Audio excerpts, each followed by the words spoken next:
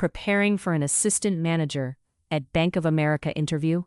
You've reached Candy Mentor, and this video is for you. We'll walk through 20 key questions you're likely to face. For each question, you'll see a sample answer, followed by the key points to cover. Subscribe, like, and share, and drop a topic request in the comments. Question 1. Tell me about yourself and why you are interested in an assistant manager role at Bank of America. My background combines process ownership, people leadership, and controls-focused delivery in banking operations. I have managed daily production, escalations, reconciliations, and stakeholder reporting, while coaching analysts to improve accuracy and turnaround time. Bank of America appeals to me because of its scale, risk discipline, and client-first culture. As an assistant manager, I would bring structure, accountability, and continuous improvement to help the team deliver safely and consistently. While answering, focus on your operations or finance background, people management exposure, control mindset, client service orientation, and why Bank of America's scale, risk culture, and responsible growth philosophy fit your career goals. Question 2. How would you describe your leadership style as an assistant manager? My leadership style is structured, transparent, and coaching-oriented.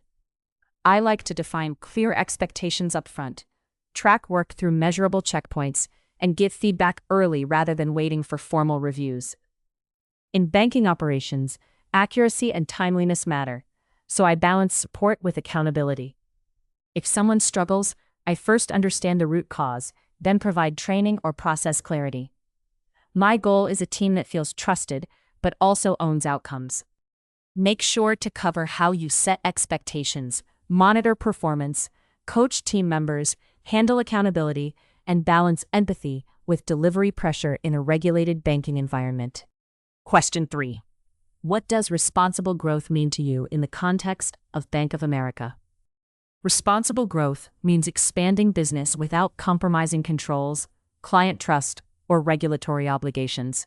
For me, it is not just about hitting volume or productivity targets. It is about delivering quality outcomes that can stand up to audit, compliance review, and client scrutiny. In an assistant manager role, I would reinforce this by tracking errors, escalating risks early, and encouraging the team to speak up when something does not look right. In your answer, talk about growth with strong risk controls, client suitability, regulatory compliance, employee conduct, sustainable profitability, and avoiding short-term gains that create operational or reputational risk. Question 4. How do you prioritize work when your team has multiple urgent deadlines? I prioritize by separating urgency from risk. First, I identify items with regulatory, financial, or client impact consequences. Then I review available capacity, reassign work if needed, and communicate realistic timelines to stakeholders. I avoid simply pushing the team harder without understanding constraints. For example, if a high-value reconciliation break and a routine report are both due, I would address the break first while delegating the report. Quality control remains non-negotiable.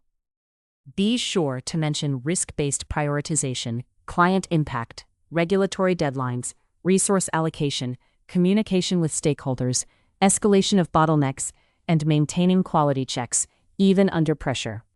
Question 5. Describe a time you handled an escalation from a senior stakeholder or client. In one situation, a senior stakeholder escalated a delayed month-end report that affected downstream review. I first acknowledged the issue, then checked the production log to identify where the delay occurred. I gave the stakeholder a realistic recovery timeline instead of overpromising. After delivery, I completed a root cause review and found a dependency gap. We introduced a pre-close checklist, which reduced similar delays in the next cycle. While answering, use a clear situation action result structure. Explain how you stayed calm, gathered facts, communicated transparently, resolved the issue, and prevented recurrence through process improvement. Question 6. How would you ensure accuracy in a high-volume banking operations process? Accuracy in high-volume operations comes from process design, not just individual effort. I would ensure updated procedures, clear ownership, maker-checker review, and daily exception tracking. I would also analyze errors by type, employee, system source, and timing to identify patterns. If breaks repeat, I would not only correct them but fix the underlying cause. Over time, This improves first-time right quality and reduces pressure during cutoffs.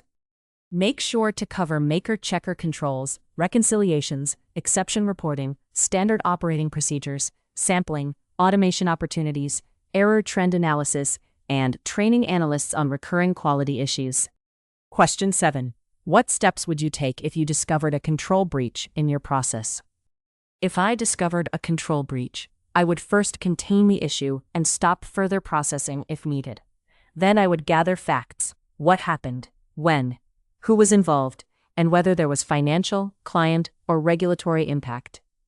I would escalate through the defined control and compliance channels, not handle it informally. After remediation, I would document the root cause and implement preventive actions with ownership and due dates. In your answer, talk about immediate containment, factual investigation, notifying the right stakeholders, documenting the breach, assessing client or financial impact, root cause analysis, and corrective action tracking. Question 8. How do you motivate team members who are working on repetitive operational tasks? Repetitive work becomes demotivating when people cannot see purpose or growth. I would explain how the task supports client delivery, financial accuracy, or risk control. Then I would create ownership by assigning analysts specific metrics, improvement ideas, or quality themes. Recognition also matters, especially for consistent performers who prevent issues silently.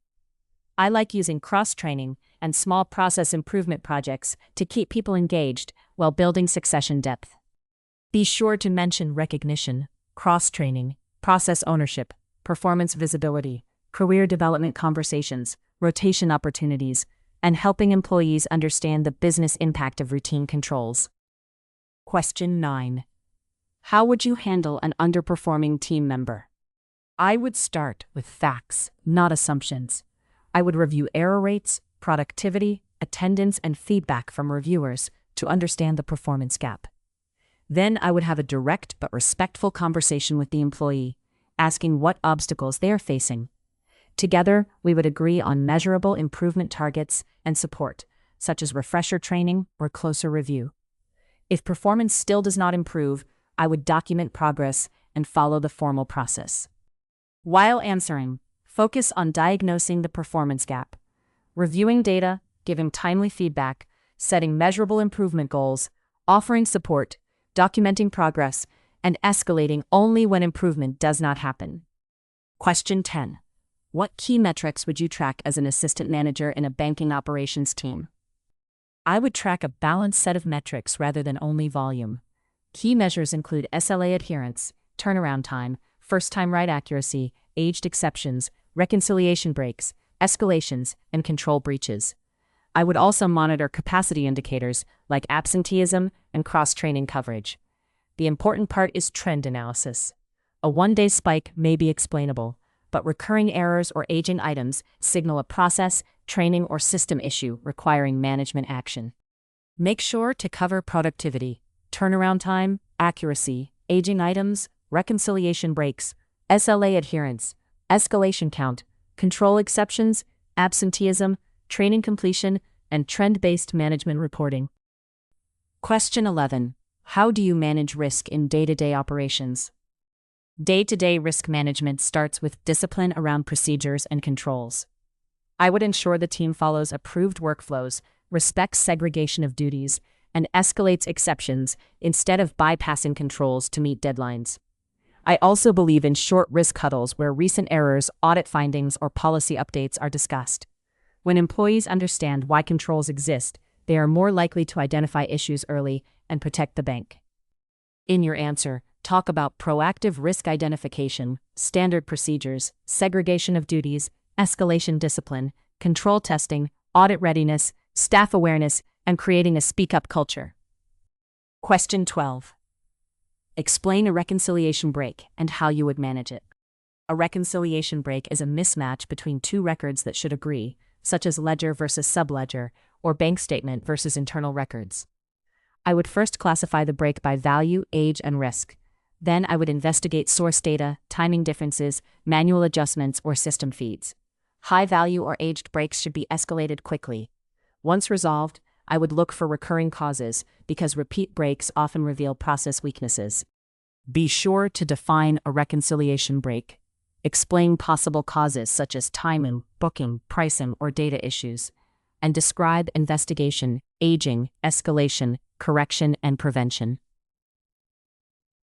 Question 13. How would you prepare your team for an internal audit or compliance review? Audit readiness should be continuous, not a last-minute exercise. I would ensure procedures are current, approvals are documented, evidence is retained, and control checks are performed on schedule. Before a review, I would test a sample of completed work to identify gaps. I would also brief the team on how to answer questions factually. If an issue exists, I would disclose it with remediation steps rather than trying to hide it. While answering, focus on documentation quality, evidence retention, control performance, procedure updates, issue logs, sample testing, staff awareness, and responding to auditors with accuracy and transparency. Question 14. Tell me about a process improvement you led or would like to lead. A strong process improvement starts with identifying a pain point through data. In a prior process, I noticed many delays came from incomplete inputs received from another team. Instead of chasing manually each day, we created a standardized intake template and exception tracker. This reduced rework, improved visibility, and made escalations fact-based. I would bring the same approach at Bank of America. Small, controlled changes that improve quality and scalability.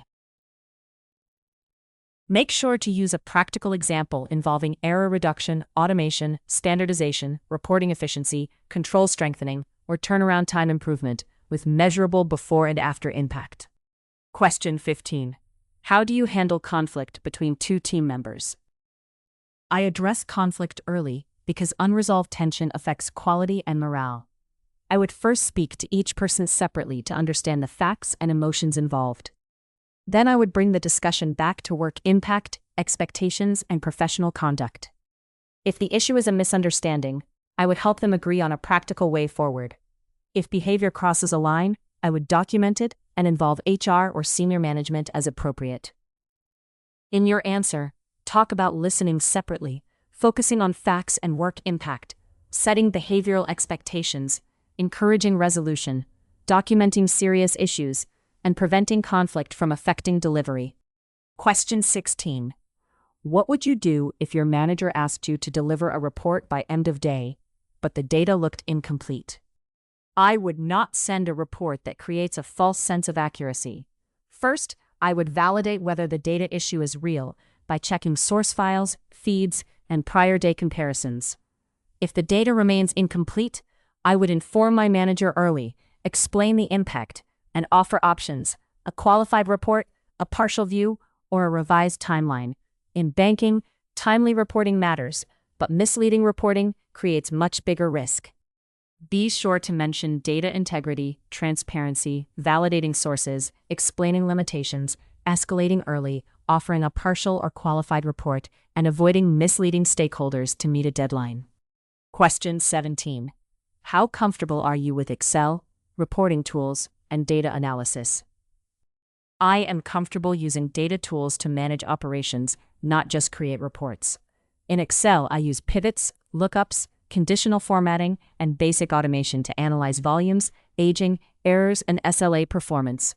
I also understand the importance of data validation before presenting results.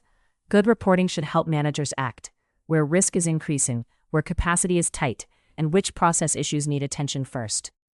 While answering, focus on practical tools such as Excel formulas, pivot tables, lookups, Power Query, dashboards, variance analysis, exception tracking, and how analytics helps management decisions. Question 18. How would you handle a sudden increase in work volume without additional headcount? I would first quantify the increase: volume, complexity, deadlines, and available capacity. Then I would prioritize risk-sensitive work, reallocate trained resources, and discuss temporary support or overtime if justified. I would also identify low-value activities that can be paused or simplified with stakeholder agreement. The key is communication. If capacity is genuinely constrained, leadership should hear it early, along with a plan to protect quality and employee well-being. Make sure to cover capacity assessment, prioritization, overtime controls, temporary reallocation, cross-training, stakeholder communication, automation or simplification, and monitoring burnout and quality risk. Question 19. Why should we hire you for the Bank of America Assistant Manager role? You should hire me because I combine execution discipline with a strong control mindset. I can manage daily production, develop analysts, handle escalations, and communicate clearly with stakeholders. I do not see an assistant manager role as only supervising tasks. It is about creating a reliable operating rhythm. Bank of America needs leaders who protect clients, reduce risk, and improve processes, and that is exactly how I work. In your answer, connect your people leadership, operational discipline, control mindset, communication skills, and improvement orientation directly to what Bank of America needs from an assistant manager. Question 20. Do you have any questions for us? Yes, I would ask 3 focused questions. First, what are the most important priorities for this assistant manager role in the first 6 months? Second, which metrics define success for the team? SLA, accuracy, risk reduction, automation, or stakeholder feedback? Third, what process transformation or control strengthening initiatives are currently underway? These questions help me understand expectations and show that I am thinking beyond daily supervision. Be sure to ask thoughtful questions about team structure, success metrics, risk priorities, process transformation, stakeholder expectations, training, and how the role supports Bank of America's broader operating model. If you are still with us, congratulations, you are much ahead of the rest and serious about preparing for your interview. We hope we were able to add value to your preparation and create some helpful content. Do not forget to like and share this video. Your small act can do great things for us.